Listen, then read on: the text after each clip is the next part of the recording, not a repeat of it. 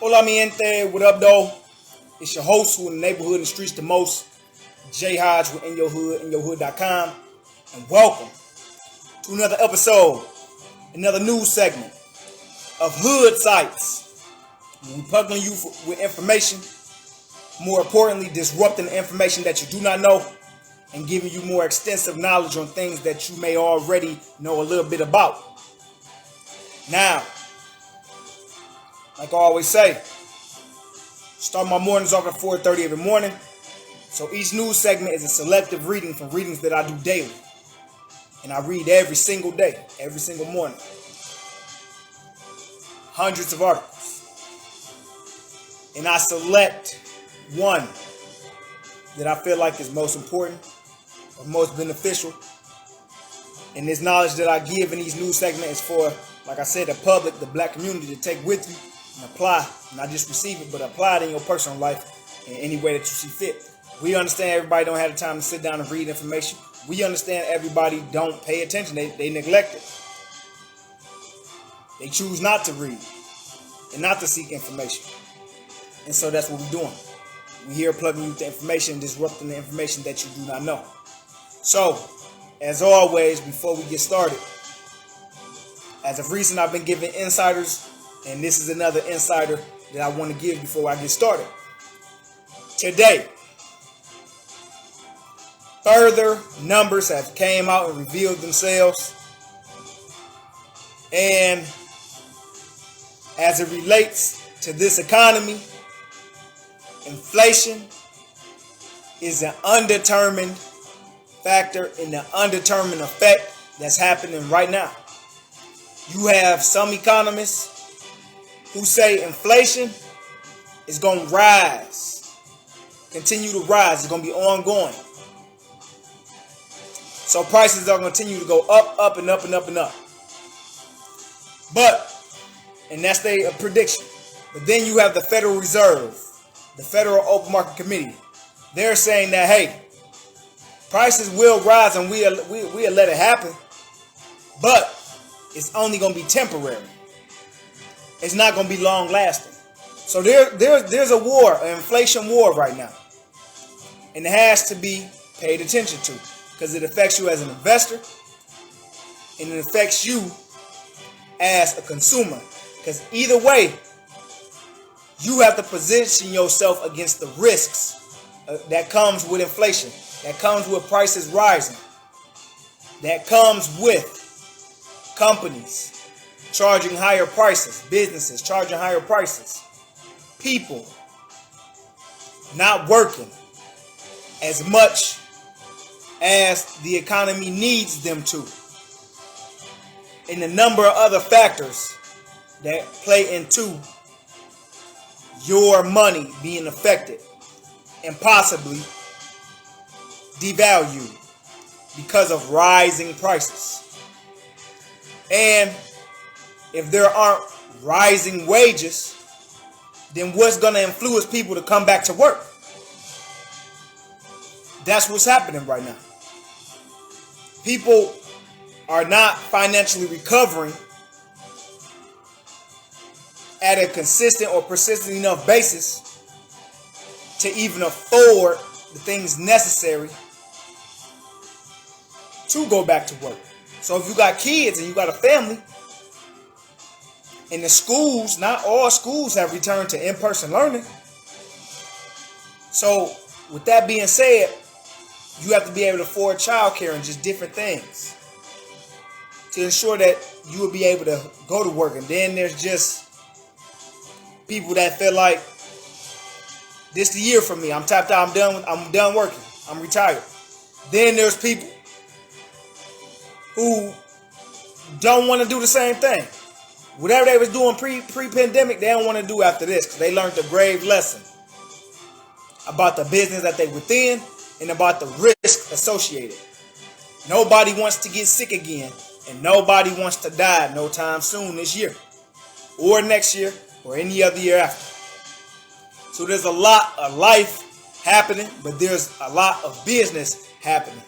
And then there's a lot of government happening because these stimulus payments and this unemployment assistance again, is giving people a safety net to where they are making more money from unemployment benefits receipts than they would in a minimum wage job. $300 a week is more than what people get actually working 5 days a week. And that's a problem. That's an issue. $300 a week from government assistance is amounting to more than a minimum wage, hourly wage for a whole week. And it's not going to end, and it's not going to turn on its face, the unemployment assistance, until September. So, with that being said, and there still being a lack of agreement between Russia, China, and the United States from a business standpoint, and now with the breach of the gas pipeline that's going to cause gas prices to rise in certain states, and with gas prices looking to rise overall because of lack of production and productivity of oil rigs and those oil production exploration companies not being able to have a full workforce, that's causing prices to rise. And then just global productivity overall. If countries are still suffering at the hands and at the fate of COVID-19, and those vaccines are not being distributed because they don't have the components and the parts necessary to make a complete and a whole vaccine that can fight against COVID-19 and has a strong preventative measure going into the future against COVID-19, then that affects the global productivity, and this is a global market. People are working and spending money all over the world. People are investing all over the world. So as an investor and as a consumer, you have to figure out what your plan is going to be. How are you going to save yourself money? How are you going to make more money? Investors are doing it. Consumers is doing it. Businesses is doing it. The government doing it too. So, inflation is still in effect. So although people may be out and about traveling, taking advantage of these reopenings, understand that the money you see being spent, part of it is stimulus, part of it is government benefit. That's partial. But most of it is people's savings, because people have been able to save money due to this pandemic, because there's been nowhere to go. Everything's been shut down. Therefore, the money that's usually expensed has been held. Now, what's going to separate the strong from the weak is where that money goes. Consumption or investment. You choose. That's part of planning, and that's part of being a consumer versus being an investor. Similar interests, different habits and strategies. So, that's the insight. But today's news segment is titled, and we're going to get started, Upcoming Black Travel Summit to Attract Thousands of Industry Professionals. Continuing. Now, sorry about the interruption. Let me fix this camera and adjust it. Now,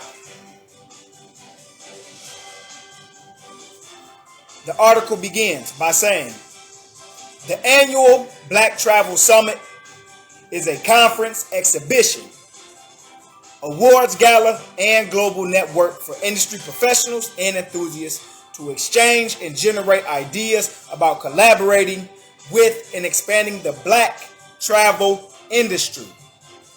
Taking place virtually and in person across several Hyatt properties in Miami Beach from January 13th to January 16th, 2022. The hybrid event will feature speakers, sessions, workshops, tours, and awards gala and an expo in the form of a grand bazaar. Continuing.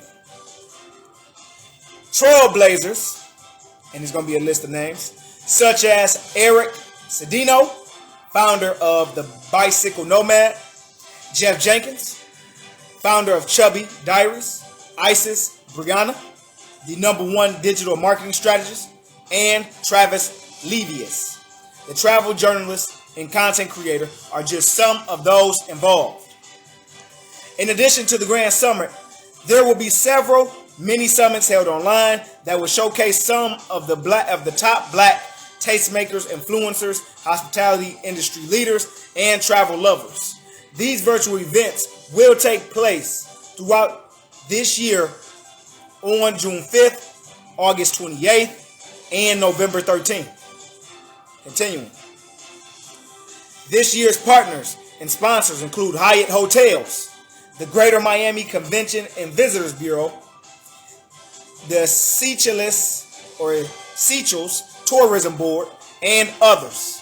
To learn more and or pre-register, visit www.blacktravelsummit.com. Continuing. Interesting facts about black travel. This is important. It's critical. According to MMGY, Global's 2020, the Black Traveler Insights, Opportunities, and Priorities report, the economic value of black travelers in 2019 grew to $129.5 billion from U.S. travelers alone, up 51% from 2018, and $29.9 billion from travelers in the UK, Ireland, Germany, Canada, and France. This not only makes the black spending power and representations, tourism marketing critical to the industry, but investing in and facilitating growth in these sectors of the utmost importance. Continuing. According to the United States Travel Association, USTA, black Americans are the #1 fastest growing segment in the travel industry. In addition, black Americans represent the largest minority group in the United States, comprising 14% or 42 million of the total USA population. And we are the majority, not the minority. We spend way too much to be a minority. And that's just a cliff note. Continuing. An increase in income and education, the rise of social media, and a generation of tech-savvy millennials are all coming together to create what's being called the Black Travel Movement. With the increased popularity of black travel clubs and networks, black Gen X and baby boomers with more time and money are exploring the world in a new way, in a way they were never able to before. While the millennials and Gen Z travel is being considered somewhat a rite of passage. About the event.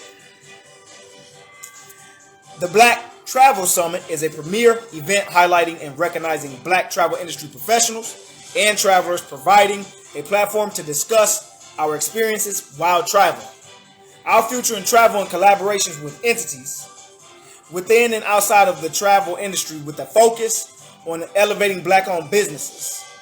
Held in the heart of Miami, Florida, the BTS Behind the Scenes experience is packed with performances, seminars, workshops, pop-up shops, and giveaways.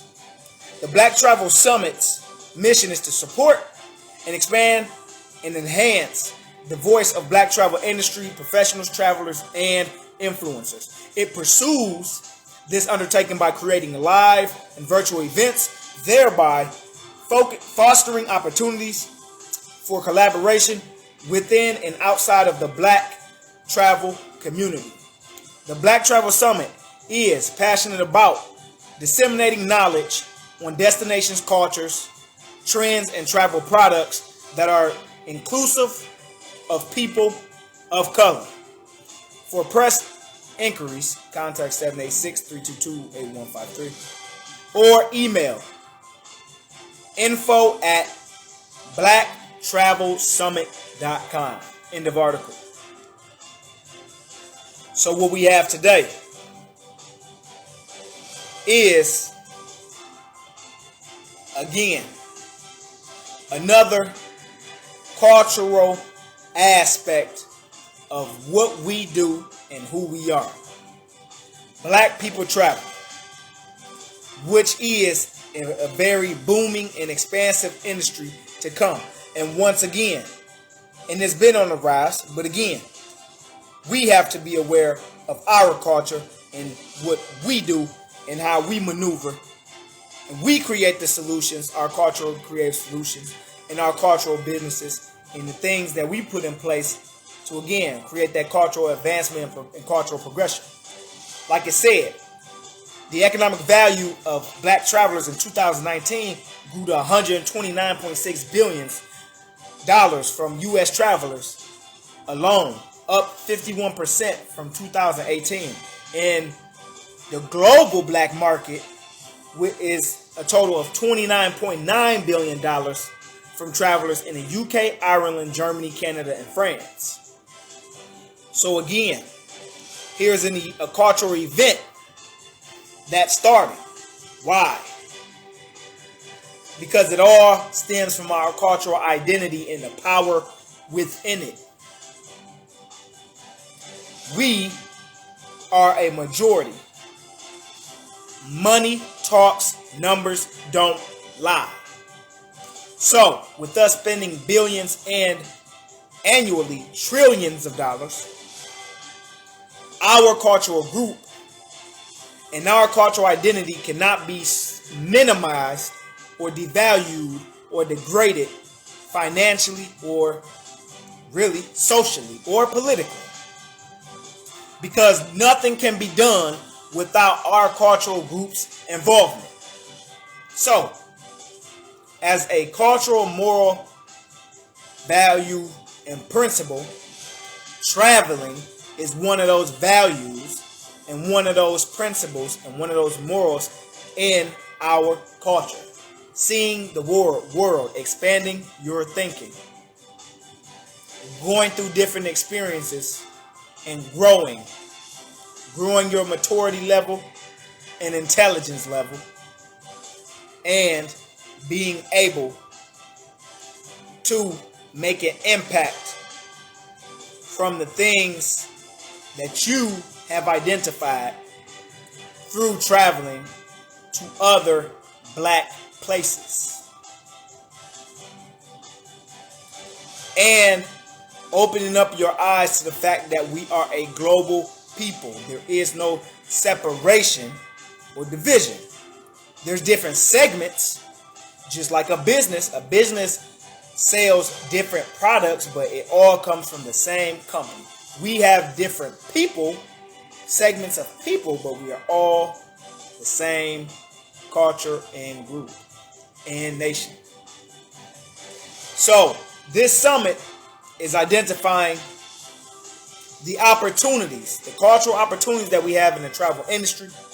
Not only that, the morals and values and principles that we bring to the travel industry from our culture, and of course, the importance of our identity in the travel industry, because it's something that is a part of our daily lives, is travel, whether it's state to state or country to island or country to country, continent to continent. We are a part and are a major part of traveling in this industry, and we do spend and consume with traveling agencies and companies and transportation agencies and companies. So with that being said, this is full of cultural opportunities and advancements, and of course sustainability in travel. And this is all off of our power that we realize that is in our cultural identity. So you have to be aware and conscious of the travel industry, and of course it's an opportunity for our culture to create wealth from an economic activity that we do annually, which is traveling. And that's what we have today.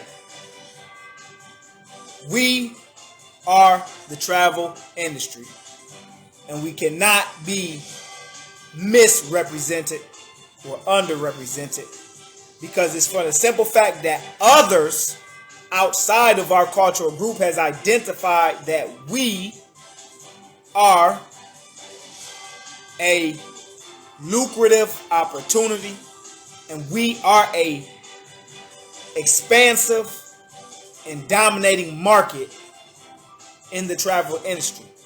So with that being said, we have to capitalize off of our own behaviors and off of our own spending, because that has been a problem. Our behaviors and our spending hasn't benefited or advanced us. Well, now here we have it. Here it is. The travel industry. We are a dominant force in the travel industry, and it's due part to not only our cultural identity, but our cultural power, and then how, what I want to say, how expansive we are around the world, globally, because we are global people. So, like I always say, pay attention at the end of the day to inflation, what's going on domestically. Pay attention to the Federal Reserve, the Federal Open Market Committee. Pay attention to the prices and everything that affects your money. Pay attention to the Department of Labor's, the U.S. Department, the U.S. Bureau of Labor Statistics, the U.S. Bureau of Labor Statistics, and the month-to-month reports that they are putting out, because that is an indicator, a major indicator to inflation being stabilized, meaning not being uncontrollable and getting to an uncontrollable level to where we have rising prices but not enough cash flow, and that we have rising wages but there are more jobs available than more jobs being filled. That there is not a recovering or a healthy economy. So there has to be a lot of fundamental changes. But be conscious, be aware, be conscious. Like I always say, visit the website, www.inyourhood.com. Explore every aspect of the website. 24/7 streaming live episodes of our television show and our digital show. Where's Jay Hodge, The Journey in the Streets? 24/7 streaming lecture videos. We have all our educational, informative pieces. We have the true essence of Black history. We have domestic Black news. We have global Black news. We have Black businesses that you may have never seen or heard of that you can do business with. And also, we are forever looking for more of all industry types. And again, Instagram for In Your Hood is at His Excellency _ J.Hodge. Facebook, In Your Hood, or at In Your Hood J.Hodge to tag. In Your Hood YouTube channel is under the name J Space Hodge, H-A-J-J, J Hodge. And like I always say, I'm going to get on y'all tomorrow.